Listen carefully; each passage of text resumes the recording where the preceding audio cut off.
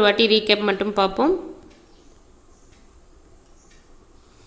கிழக்கு தொடர்ச்சி மலை வந்து ஒரு தொடர்ச்சியற்ற மலை. கிழக்கு தொடர்ச்சியில் இருக்கக்கூடிய முக்கியமான மலைக்குன்றுகள் வந்து பார்த்திங்கன்னா ஜவ்வாது மலை, சேர்வராயன் மலை, கல்வராயன் மலை, கொல்லிமலை மற்றும் பச்சை மலை. ஜவ்வாது மலை எந்தெந்த மாவட்டங்களில் காணப்படுதுன்னா திருவண்ணாமலை, வேலூர் மாவட்டங்களில் வந்து காணப்படுது.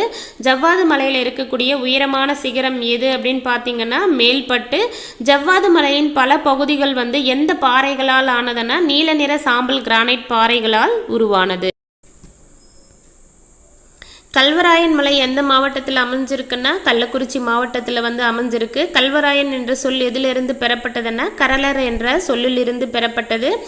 காவிரி மற்றும் பாலாறுகளை பிரிக்கக்கூடிய மலைகள் எதுன்னு பார்த்தீங்கன்னா கல்வராயன் மலை, ஜவ்வாது மற்றும் சேர்வராயன் மலைகள் எல்லாம் இணைந்து காவிரி மற்றும் பாலாற்றினுடைய வடிநில பகுதிகளை வந்து பிரிக்குது. சேர்வராயன் மலை வந்து எங்கே அமைஞ்சிருக்குன்னா சேலம் நகருக்கு அருகில் வந்து அமைஞ்சிருக்கு. ஏன் இதுக்கு சேர்வராயன் அப்படின்னு பெயர் வந்ததுன்னா அங்கே இருக்கக்கூடிய உள்ளூர் தெய்வமான சேர்வராயன் அப்படின்ற ஒரு தெய்வம் வந்து இருந்திருக்காரு. அவருடைய பெயர்லவே வந்து அந்த மலையை அழைச்சிருக்காங்க. சோலைக்கரடு கிழக்கு தொடர்ச்சி மலையின் தென்பகுதியில் அமைந்துள்ள மிக உயரமான சிகரம் எது அப்படின்னு பார்த்தீங்கன்னா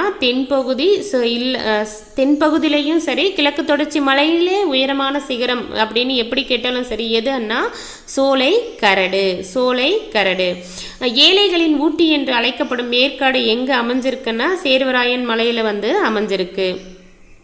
சேர்வராயன் குன்று சேர்வராயன் மலையில் இருக்கக்கூடிய சேர்வராயன் கோயில் தான் வந்து உயரமான பகுதியாகும். சேர்வராயன் மலை, சோலைக்கரடு எப்படி கேட்டாலும் வந்து அந்த உயரம் வந்து 1623 ஞாபகம் வச்சுக்கோங்க.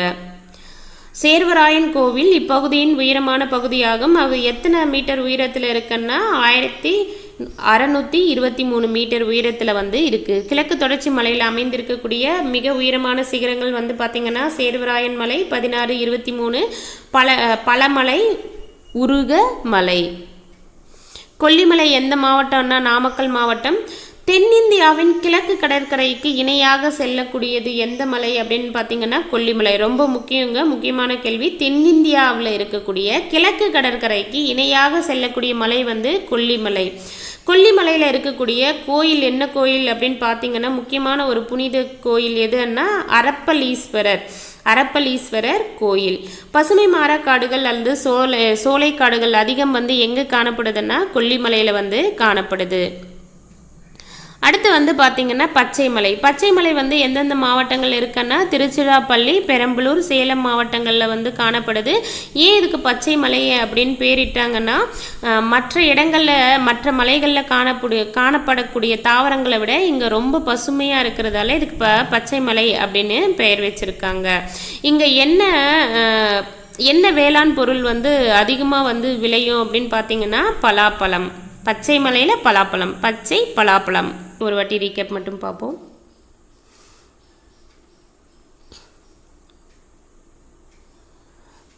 தமிழ்நாட்டில் வந்து பீடபூமிகள் எங்கு காணப்படுது அப்படின்னு பார்த்தீங்கன்னா மேற்கு தொடர்ச்சி மலைக்கும் கிழக்கு தொடர்ச்சி மலைக்கும் வந்து இடையே வந்து காணப்படுது. என்ன வடிவத்தில் இருக்குன்னா முக்கோண வடிவத்தில் வந்து அமைந்திருக்கு.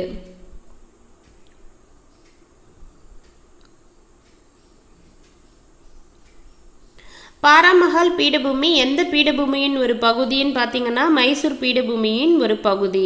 இந்த பாராமஹால் பீடபூமியில் இருக்கக்கூடிய மாவட்டங்கள் அமைந்திருக்கக்கூடிய மாவட்டங்கள் எதுன்னா தர்மபுரி, கிருஷ்ணகிரி மாவட்டங்கள். கோயம்புத்தூர் பீடபூமி வந்து எந்த மாவட்டங்களுக்கு இடையே அமைஞ்சிருக்குன்னா நீலகிரி மற்றும் தர்மபுரி மாவட்டங்களுக்கு இடையே வந்து அமைஞ்சிருக்கு. கோயம்புத்தூர் பீடபூமியை மைசூர் பீடபூமியிலிருந்து எந்த ஆறு பிரிக்குதுன்னா மோயர் ஆறு வந்து பிரிக்குது. மேற்கு தொடர்ச்சி மலையில் உற்பத்தி ஆகக்கூடிய ஆறுகள் வந்து பார்த்திங்கன்னா பவானி, நொய்யல் மற்றும் அமராவதி ஆறுகள் வந்து உருவாகுது. நீலகிரி பீடபூமியில் காணப்படக்கூடிய குறிப்பிடத்தக்க பீடபூமி எதுன்னா சிகூர் பீடபூமி.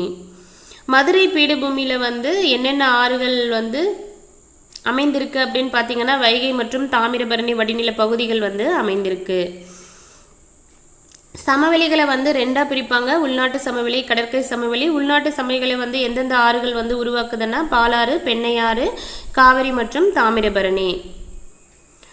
தமிழ்நாட்டில் வந்து ஒரு வளமான சமவெளி எதுன்னா காவிரி ஆற்று சமவெளி.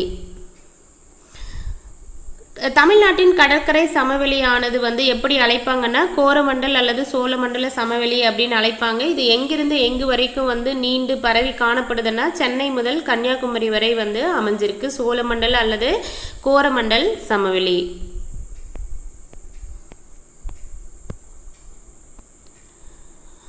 எங்கே இருக்கிற கடற்கரையோரங்களில் உருவாக்கப்பட்ட மணல் குன்றுகளை தேரி அப்படின்னு அழைக்கிறாங்கன்னா ராமநாதபுரம் மற்றும் தூத்துக்குடி மாவட்டங்களில் வந்து தேரி அப்படின்னு அழைக்கிறாங்க மணல் குன்றுகளை. பவளப்பாறைகள் எங்கு காணப்படுதுன்னா மன்னார் வளைகுடாவில் வந்து காணப்படுது. மெரினா மற்றும் எலியாட் கடற்கரைகள் எங்கே இருக்குன்னா சென்னையில் வந்து அமைஞ்சிருக்கு. கோவளம் கடற்கரை எங்கன்னா காஞ்சிபுரம். பெல்லி கடற்கரை எங்கன்னா கடலூர் வந்து அமைஞ்சிருக்கு. இவையெல்லாம் ஒரு புகழ்பெற்ற தமிழக கடற்கரை பகுதிகள். அடுத்து வந்து பார்த்திங்கன்னா வடிகால் அமைப்பு.